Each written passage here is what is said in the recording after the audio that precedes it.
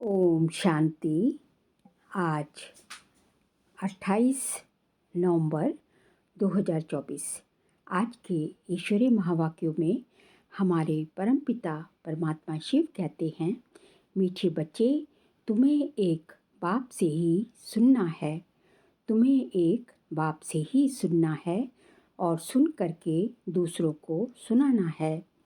प्रश्न है, बाप ने तुम बच्चों को कौन सी समझ दी है जो दूसरों को सुनानी है? उत्तर है, बाबा ने तुम्हें समझ दी कि तुम आत्माएं सब भाई भाई हो।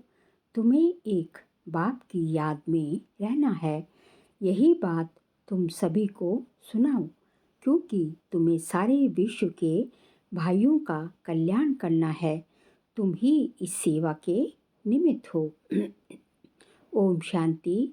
ओम शांति अक्सर करके क्यों कहा जाता है? ये है परिचय देना। आत्मा का परिचय आत्मा ही देती है। बातचीत आत्मा ही करती है शरीर द्वारा। आत्मा बिगड़ तो शरीर कुछ कर नहीं सकता। तो ये आत्मा अपना परिचय देती है। हम आत्मा हैं, परमपिता परमात्मा की संतान हैं। वह तो कह देते, अहम आत्मा सो परमात्मा। तुम बच्चों को ये सब बातें समझाई जाती हैं। बाप तो बच्चे बच्चे ही कहेंगे ना। रूहानी बाप कहते हैं, हे रूहानी बच्चों, इन ऑर्गन्स द्वारा तुम समझते हो। बाप समझाते हैं, पहले पहले है ज्ञान, फिर है भक्ति। ऐसे नहीं कि पहले भक्ति पीछे ज्ञान है। पहले है ज्ञान दिन और फिर भक्ति है रात। फिर पीछे दिन कब आए? जब भक्ति का वैराग्य हो। तुम्हारी बुद्धि में ये रहना चाहिए। जब भक्ति से वैराग्य हो जाता है तो फिर ज्ञान आता है। ज्ञान और विज्ञान है ना। अभी तुम ज्ञान की पढ़ाई पढ़ रहे हो। फिर सतयुग त्रेता में तुमको ज्ञान की प्रारब्ध मिलती है। ज्ञान बाबा अभी देते हैं, जिसकी प्रारब्ध फिर सतयुग में होगी। ये समझने की बातें हैं ना। अभी बाप तुमको ज्ञान दे रहे हैं, तुम जानते हो। फिर हम ज्ञान से परे विज्ञान अपने घर शांति धाम में जाएंगे। उसको ना ज्ञान ना भक्ति कहेंगे। उसको कहा जाता है विज्ञान। ज्ञान से परे शांति धाम में चले जाते हैं। ये सब ज्ञान बुद्धि में रखना है। बाप ज्ञान देते हैं, कहाँ के लिए? भविष्य नई दुनिया के लिए देते हैं। नई दुनिया में जाएंगे तो पहले अपने घर जरूर जाएंगे। मुक्ति धाम में जाना है, जहाँ की आत्माएं रहवासी हैं। वहाँ तो जरूर जाएंगे ना। ये नई नई बातें तुम ही सुनते हो और कोई समझ नहीं सकते। तुम समझते हो हम आत्माएं स्पिरिचुअल फादर के स्पिरिचुअल बच्चे हैं। रूहानी बच्चों को जरूर रूहानी बाप चाहिए। रूहानी बाप और रूहानी बच्चे। रूहानी बच्चों का एक ही रूहानी बाप है। वह आकर नॉलेज देते हैं। बाप कैसे आते हैं वह भी समझाया है। बाप कहते हैं, मुझे भी प्रकृति धारण करनी पड़ती है। अभी तुमको बाप से सुनना है।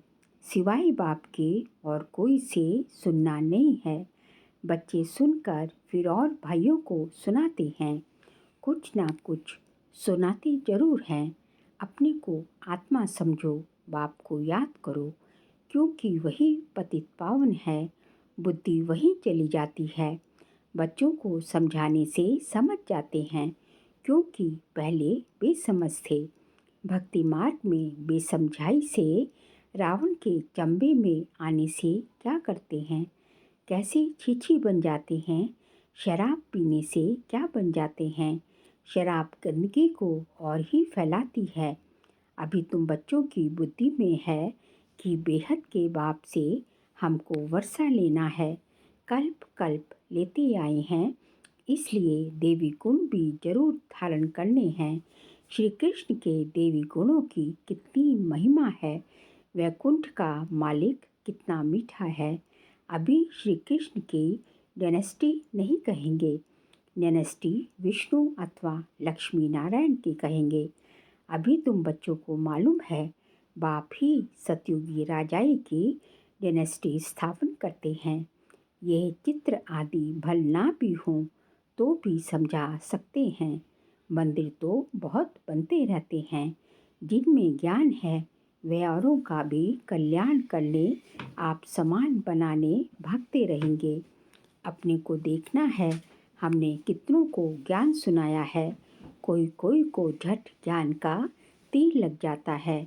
भीष्म पितामह आदि ने भी कहा है ना, हमको कुमारियों ने ज्ञान बाण मारा। ये सब पवित्र कुमार कुमारियां हैं, अर्थात बच्चे हैं। तुम सब बच्चे हो, इसलिए कहते हो हम ब्रह्मा के बच्चे कुमार कुमारियां भाई बहन हैं। ये पवित्र नाता होता है। सो भी एडॉप्टेड चिल्ड्रन हैं। बाप ने अडॉप्ट किया है, शिव बाबा ने अडॉप्ट किया है प्रजापिता ब्रह्मा द्वारा। वास्तव में अडॉप्ट अक्षर भी नहीं कहेंगे। शिव बाबा के बच्चे तो हैं ही। सब मुझे बुलाते हैं, शिव बाबा आओ, परंतु समझ कुछ नहीं है। सब आत्माएं शरीर धारण कर पाठ बजाती हैं, तो शिव बाबा भी जरूर शरीर द्वारा पाठ बजाएंगे ना। शिव बाबा पाठ ना बजाए फिर तो कोई काम का ना रहा, वैल्यू ही नहीं होती। उनकी वैल्यू ही तब होती है जबकि सारी दुनिया को सदगति में पहुंचाते हैं, तब उनकी महिमा भक्ति मार्ग में गाते हैं। सदगति हो जाती है, फिर पीछे तो बाप को याद करने की दरकार ही नहीं रहती। वह सिर्फ गॉडफादर कहते हैं तो फिर टीचर गुम हो जाता है। कहने मात्र रह जाता कि परमपिता परमात्मा पावन बनाने वाला है। वह सदगति करने वाला भी नहीं कहते। भलगायन में आता है सर्व का सदगति दाता एक है, परंतु बिगड़ अर्थ कह देते हैं। अभी तुम जो कुछ कहते हो सो अर्थ सहित कहते हो। समझते हो भक्ति की रात अलग है, ज्ञान दिन अलग है। दिन का भी टाइम होता है, भक्ति का भी टाइम होता है। ये बेहद की बात है। तुम बच्चों को नॉलेज मिली है बेहद की। आधा कल्प है दिन, आधा कल्प है रात। बाप कहते हैं मैं भी आता हूँ रात को दिन बनाने। तुम जानते हो आधा कल्प है रावण का राज्य, उसमें अनेक प्रकार के दुख हैं। फिर बाप नई दुनिया स्थापन करते हैं तो उसमें सुख ही सुख मिलता है। कहा भी जाता है ये सुख और दुख का खेल है। सुख माना राम, दुख माना रावण। रावण पर जीत पाते हो तो फिर राम राज्य आता है। फिर आधा कल्प बाद रावण राम राज्य पर जीत पहन राज्य करते हैं। तुम अभी माया पर जीत पाती हो। अक्षर बाय अक्षर तुम अर्थ सहित कहती हो। ये तुम्हारी है ईश्वरीय भाषा। ये कोई समझेगा थोड़ी ही ईश्वर कैसे बात करते हैं। तुम जानते हो ये गॉडफादर की भाषा है, क्योंकि गॉडफादर नॉलेजफुल है। गाया भी जाता है वह ज्ञान का सागर नॉलेजफुल है, तो ज़रूर किसको भी नॉलेज देंगे ना। अभी तुम समझते हो कैसे बाबा नॉलेज देते हैं, अपनी भी पहचान देते हैं और सृष्टि चक्र का भी नॉलेज देते हैं। जो नॉलेज लेने से हम चक्रवर्ती राजा बनते हैं। सुदर्शन चक्र है ना, याद करने से हमारे पाप करते जाते हैं। ये है तुम्हारा अहिंसक चक्र याद का। वह चक्र है हिंसक सिर काटने का। वह अज्ञानी मनुष्य एक दो का सिर काटते हैं। तुम इस सुदर्शन चक्र को जानने से बादशाही पाते हो। काम महाशत्रु है जिससे आदि मध्य अंत दुख मिलता है। वह है दुख का चक्र। तुमको बाप ये चक्र का नॉलेज समझाते हैं, सुदर्शन चक्रधारी बना देते हैं। शास्त्रों में तो कितनी कथाएं बना दी हैं। तुमको अभी वह सब भूलना पड़ता है। सिर्फ एक बाप को याद करना है, क्योंकि बाप से ही स्वर्ग का वर्षा लेंगे। बाप को याद करना है और वर्षा लेना है। कितना सहज है। बेहद का बाप नई दुनिया स्थापन करते हैं तो वर्षा लेने के लिए ही याद करते हो। ये है मन मना भव मत्याजी भव। बाप और वर्षे को याद करते बच्चों को खुशी का पारा चढ़ा रहना चाहिए। हम बेहद के बाप के बच्चे हैं। बाप स्वर्ग की स्थापना करते हैं।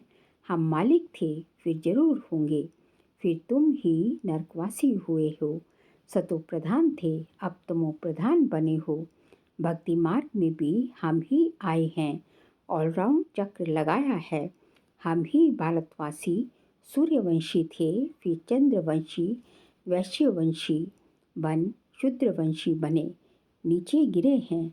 हम भारतवासी देवी देवता थे, फिर हम ही गिरे हैं। तुमको अभी सारा मालूम पड़ता है।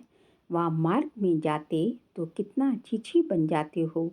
मंदिर में भी ऐसे छीछी चित्र बनाए हुए हैं। आगे घड़ियाँ भी ऐसे चित्रों वाली बनाते थे।